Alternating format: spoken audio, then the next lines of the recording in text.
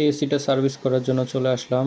এটা হচ্ছে গিয়ে গাজীপুরে আমাদের এক ক্লায়েন্টের ফিটিং আমি করে দিয়ে গিয়েছিলাম, যেটা অনেক আগে। এটা প্রায় 2 বছর বা 3 বছর হয়ে গিয়েছে যেটা আমি ফিটিং করে দিয়ে গেছিলাম। উনি 2 বছরের ভিতরে কোনো হচ্ছে গিয়ে সার্ভিস করায়নি।